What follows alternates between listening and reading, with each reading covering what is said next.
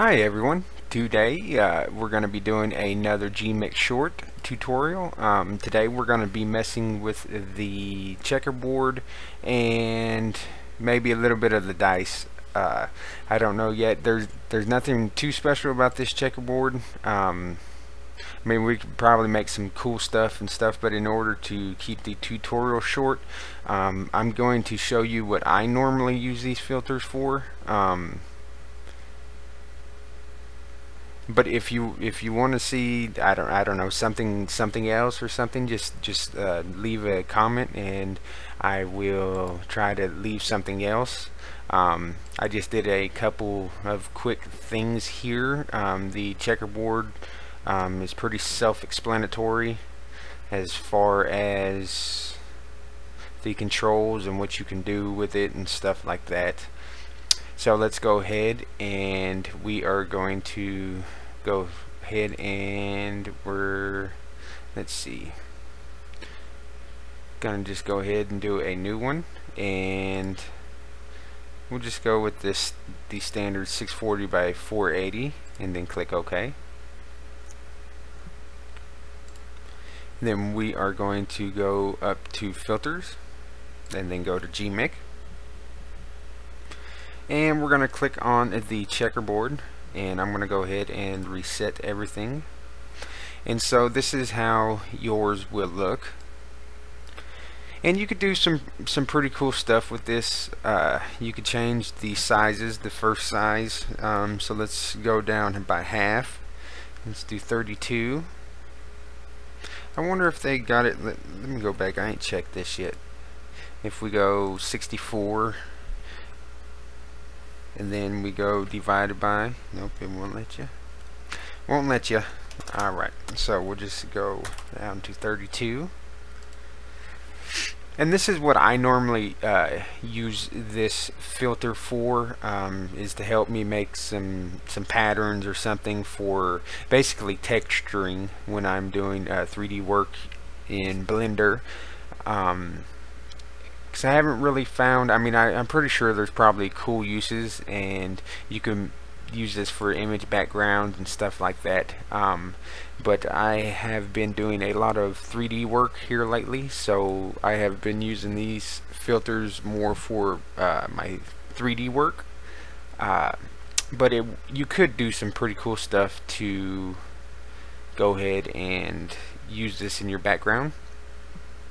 The second size, of course, is the second set of squares. So you could go up, let's jump up by the power of 2. Let's go 120. Oops, that's way too big. 128. And then you can see it gets significantly bigger. You could mess with the offset, and you could try to line them up however you would like. And let's go with the second offset, and let's see if we can't get these to sort of kind of line up like that. And then you could play with the angle. I got some sizes here. I just mess with it when I was messing with it. I used 32, 64, 00, and then the angle of 25. So I guess we could try 25 again and see what that does. And as you can see, it slants it. We could go back to 0, and then let's try negative 25. That won't allow you to go negative. Let's see, so we go 50. And that turned it into sort of kind of like triangles. Now we need to play with these offsets again to see if we can't get them to line up a little bit better.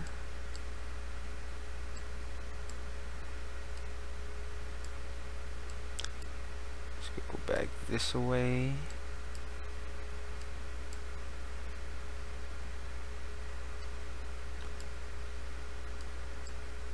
just trying to work out a pattern. We'll go too far. So we got the angle and we made some triangles. The opacity, of course, if this image, let's go ahead and do that. Let's see, fill it in with black, and then let's see, we got 32, 128, 126, we got 126 and 50. Okay, let's reset. Alrighty, so we got 32, 128, what did I say, 126 and 50. I don't remember. And then we're gonna twist that by 50. And there we go. And we can turn this to like a gray.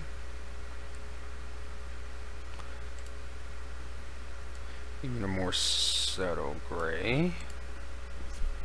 And as you can tell, it's opaque, and we can make it go down to 0.20, and that's really opaque. And we'll just click apply, and I got my output set on new layers, so it goes automatically into a new layer. So now you see that we have sort of kind of a decent little pattern here. You could always take your crop tool and if you see down here, it will show you the size.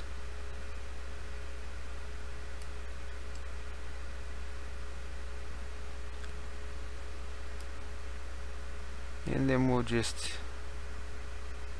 kind of try to line that up a little bit.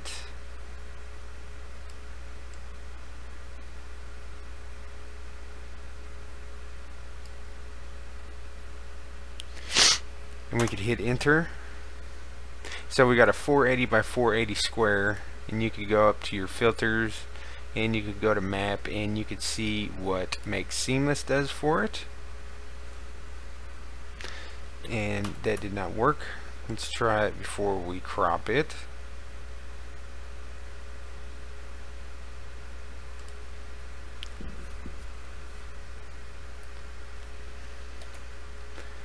So we'll go back up to map and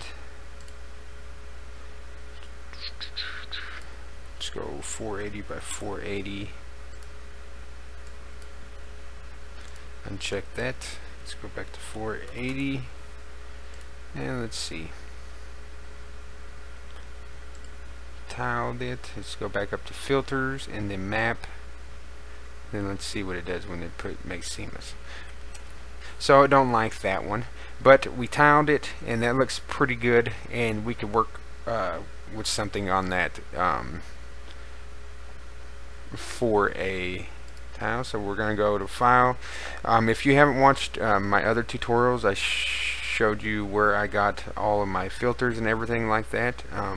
When I installed them, this came up, the save for web, just like in Photoshop. And I'm just going to save out a JPEG, and we'll just try black underscore tile, and I'll just save that to my desktop and just click save. So there's that one, and it's pretty self-explanatory, as I said. We're gonna go ahead and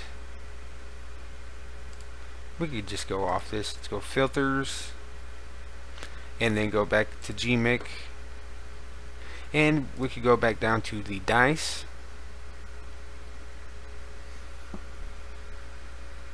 and I got a resolution of 4, which I think normally it is on 2.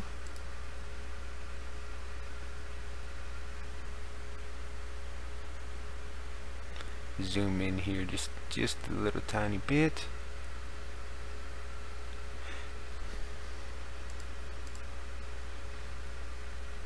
I want to show you guys. Zoom in.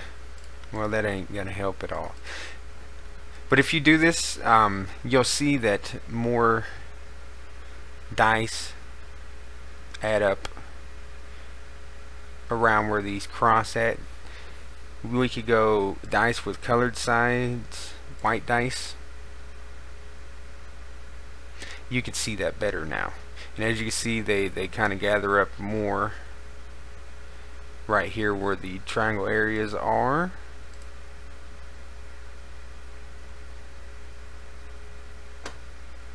And that looks kind of cool. We'll just apply there. We'll cancel that out. And we'll go ahead and zoom out. I'm using Control and my mouse wheel to zoom out.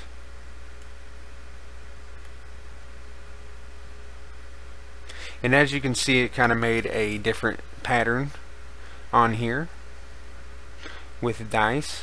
So you could do something cool with that, and you could do the same thing as I just did. I made a really subtle pattern here,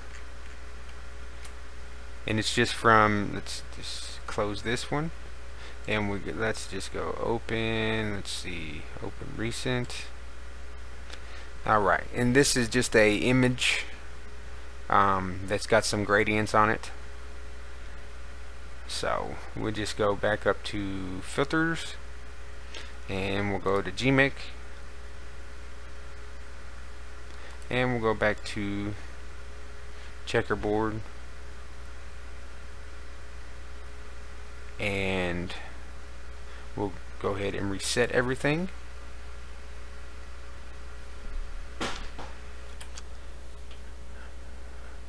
So we are going to make this a little bit more opaque. And by the way, if it seemed like the video just cut there, it did, because I had a phone call, and I do apologize about that. Let's see, go 32, and make it a little bit more opaque than that, and I'm going to turn this into a lighter color, and let's go a little bit more darker. I don't want to do completely black.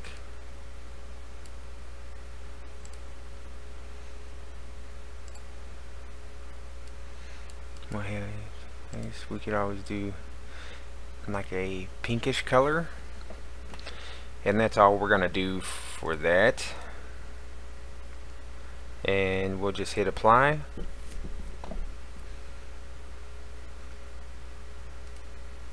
And as you can see, I'm gonna zoom in, pressing Control and using my mouse wheel.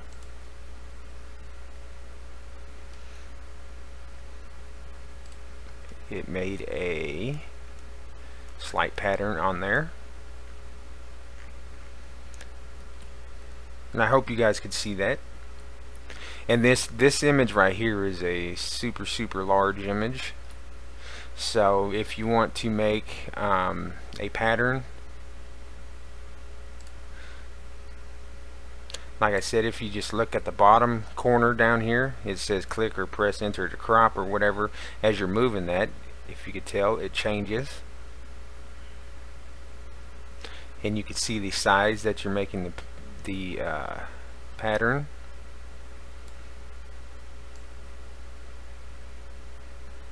And so if I do a 128 and you zoom in, if you zoom in on this, you get more control of the size. So if I do 128 by 128 and then I zoom back out, you can see how big this image is and how little this pattern would be. And then you could just click and you can move it pretty much anywhere you want.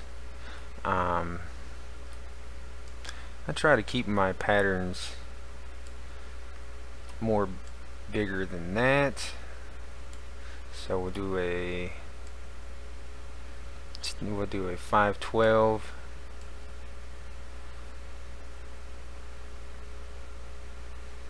By 512, we'll just zoom in here so we can get a little bit more control.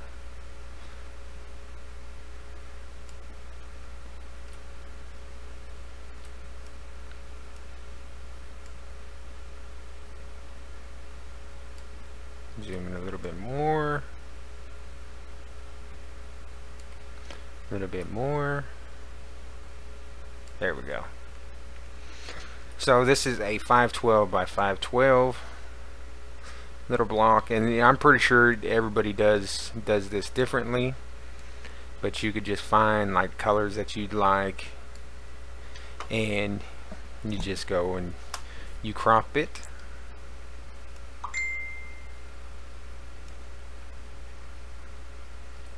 And there you go. I don't know if you could see that, but that's kind of a subtle pattern there.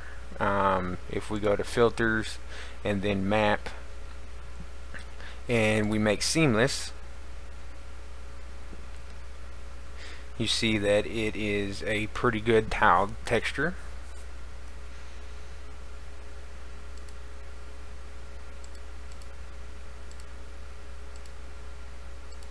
This is the one that we wanted to do. Sorry, I was on the wrong layer. There we go. Now it made it seamless. It kind of spread the colors around. It made the pattern all the same. So if you go into a 3D program, Maya, 3ds Max, Blender, whatever it is you use, you could use this as a tileable texture, and you can make some pretty cool stuff. And then what I did over here on this image is, this is just a regular image. You just go file, let's see if I could find it. It's just this image that I'm going to be making a tutorial on how I made this here soon. But you just do pretty much the same thing. You go filters, Gimp, Checkerboard. We'll reset everything, and you just go 32, and then we can just change the angle to whatever you like. We'll just do 25 here, and I'm going to make this kind of a dark red / burgundy color, and then again just hit apply. And this is just, like I said, simple, but you could do some cool stuff. If you have some really cool images or something, you could figure out something to do, and you can make tileable patterns out of this stuff, out of images that you already used, or you could use it to change the patterns, break the patterns up on backgrounds, images that you want to use for backgrounds, and you can make some pretty cool stuff. Like I said, that's pretty much it for the chessboard in Gimp. So we'll go back to filters and then the chessboard. That's pretty much it for that. The dice is pretty much the next one up. But that one, as I said, is pretty self-explanatory. You got your resolution, so you can change this, I don't know, to 10, and it just changes pretty much how many dice you see and stuff, and you have the size of the dice.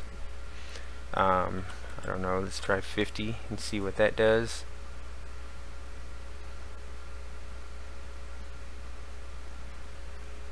There we go. Just changes how many dice you see, and my computer is running pretty buggy for some reason.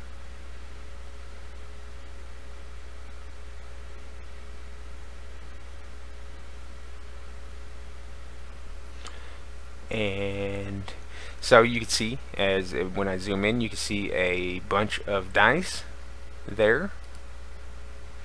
So it's dice with colored size, dice with colored numbers, all that stuff.